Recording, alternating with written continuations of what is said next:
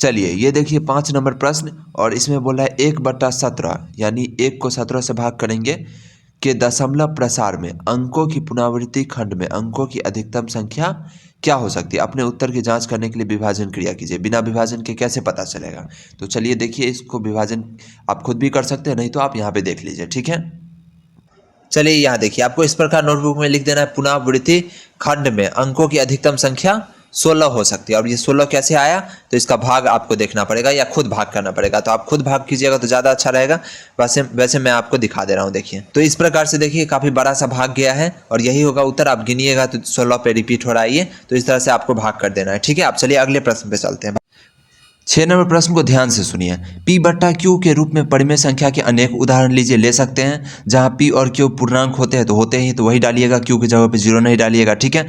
जिसका एक के अतिरिक्त कोई उभयनिष्ठ गुणनखंड ना हो, यानी जो भी अंश रहे, जो भी हर रहे, वो एक ही पहाड़ा का नहीं होना चाहिए, ठीक है, इस तरह से, वरना कट जाएगा। और जिसका शांत दशमलव निरूपण हो, यानी भाग करने पर पॉइंट के बाद एक निश्चित संख्या आए, ठीक है। क्या आप यह अनुमान लगा सकते हैं कि Q के गुण अवश्य संतुष्ट करना चाहिए। तो बात यहाँ समझिए कि बोल रहा है कि ऊपर में तो चलिए कुछ भी ले सकते हैं, लेकिन नीचे में क्या लेंगे Q के जगह पे, जो इस तरह का कंडीशन बने। तो नीचे में हम लोग या तो 2 का गुणज लेंगे या तो 5 का गुणज लेंगे, यानी 2 का पहाड़ा में जो आता है वो लेंगे या 5 के पहाड़ा में जो आता है वो लेंगे, ठीक है। और ऊपर में कोई भी पूर्णांक डाल देंगे, लेकिन ध्यान रखना है कि दोनों एक पहाड़ा में नहीं आना चाहिए, ठीक है। अब उत्तर को देखिए तो समझ में आ जाएगा आपको।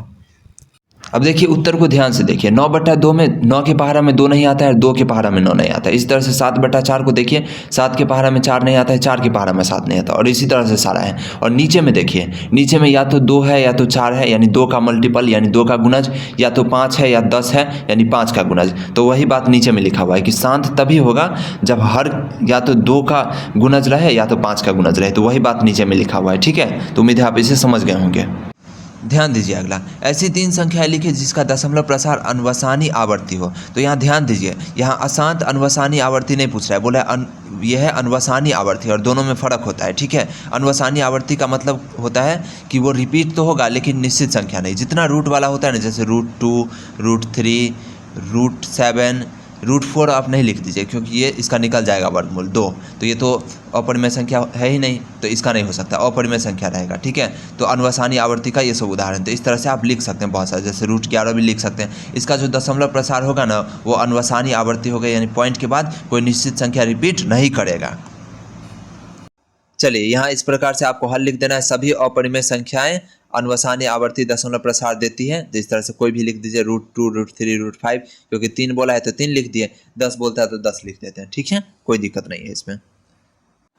चलिए देखिए अगला, परिमेय संख्या 5/7 और 9/11 के बीच अलग अलग अपरिमेय संख्या ज्ञात कीजिए। अपरिमेय संख्या, परिमेय संख्या नहीं। तो देखिए पहले तो हम भाग देंगे तो पॉइंट में आएगा संख्या, और 2 संख्या के बीच बहुत सारा संख्या हो सकता है क्योंकि गैप बड़ा रहेगा, लेकिन उसके बीच में हमको चुन के अपरिमेय संख्या ज्ञात करना है। क्या डालना है? अपरिमेय संख्या। और आपको पता है कि पॉइंट के बाद अगर एक निश्चित संख्या रिपीट होती है तो वो परिमेय होता है, और अगर कुछ फिक्स संख्या रहे तो भी परिमेय होता है। अपरिमेय के लिए हमको अनवसानी आवर्ती बनाना पड़ेगा, जो कि पीछे मैं बताया हूँ, अनवसानी आवर्ती। तो अनवसानी आवर्ती ही हमको बनाना पड़ेगा। तो उत्तर देखिएगा तब ज़्यादा आपको क्लियर होगा। तो उत्तर को देखिए, यहाँ देखिए हम लोग भाग किए तो भागफल आ गया। अब इसके बीच तो बहुत सारा संख्या हो सकता है, तो हम कोई 3 संख्या ले लिए, लेकिन यहाँ ध्यान दीजिए दशमलव प्रसार को। जैसे पहला वाला देखिए 0.7201, उसके बाद 001, उसके बाद 301, उसके बाद 401, उसके बाद 50। आप ऐसे बढ़ा सकते हैं। तो ये किसका उदाहरण है? ये अनवसानी आवर्ती का उदाहरण है। जो पीछे मैं बताया था कि रूट वाला जितना होता है वो सब अनवसानी आवर्ती होता है, उसका उदाहरण जो पूछा गया था। तो उसमें आप ये सब भी लिख सकते हैं, क्योंकि ये सब किसका उदाहरण है? अनवसानी आवर्ती का। तो उम्मीद है आप इसे समझ गए होंगे। तो कुछ नहीं है, भाग कर दिए, और जो 2 संख्या के बीच बहुत सारा संख्या हो सकता है, तो 2 भागफल जो आपको दिख रहा है उसके बीच तो बहुत सारा संख्या है। जैसे हम बोलते हैं 1 और 10 के बीच तो काफ़ी सारा संख्या है, 2 भी है, 3 भी है, 4 भी है, 5 भी है, 6 भी है, 7 भी है, 8 भी है, 9 भी है। तो इस तरह से इसके बीच भी बहुत सारा, जिसमें से हम 3 छांट दिए और उसको क्या बना दिए हैं? उसको अनवसानी आवर्ती बना दिए हैं, यानी पॉइंट के बाद एक निश्चित संख्या ना रिपीट करा के हम बहुत सारा संख्या रिपीट करा दे रहे हैं अलग अलग करके। समझ गए होंगे आप बात को। हो सकता है आप ये सोच रहे होंगे कि क्वेश्चन में तो बोल रहा है अपरिमेय संख्या ज्ञात करने के लिए, और हम निकाल दिए हैं अनवसानी आवर्ती, तो एक ही चीज़ होता है दोनों। इसलिए मैं पिछला क्वेश्चन में रूट वाला बता दिया था कि जितना रूट वाला संख्या होता है यानी अपरिमेय संख्या होता है, वही अनवसानी आवर्ती होता है। तो ये अनवसानी आवर्ती बोलिए या उसको अपरिमेय संख्या बोलिए, तो एक ही बात होता है।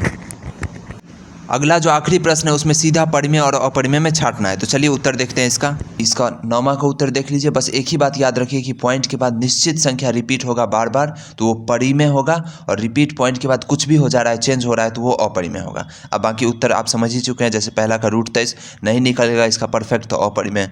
इस तरह से निकल गया इसका 15, तो ये हो जाएगा परिमेय। इसका भी देखिए निश्चित संख्या है पॉइंट के बाद, तो ये तो परिमेय होगा ही। और ये देखिए ये रिपीट तो हो रहा है लेकिन निश्चित संख्या नहीं हो रहा है, इसलिए अपरिमेय। और इसमें भी वही बात है, रिपीट तो हो रहा है लेकिन निश्चित संख्या नहीं है, 0 बढ़ते ही जा रहा है, इसलिए यह अपरिमेय है। अगर निश्चित रहता तो ये परिमेय हो जाता। जैसे पॉइंट के बाद 14141414 रिपीट होता तो हो जाता परिमेय, लेकिन यहाँ पे ऐसा नहीं हो रहा है, इसलिए यह हो गया अपरिमेय।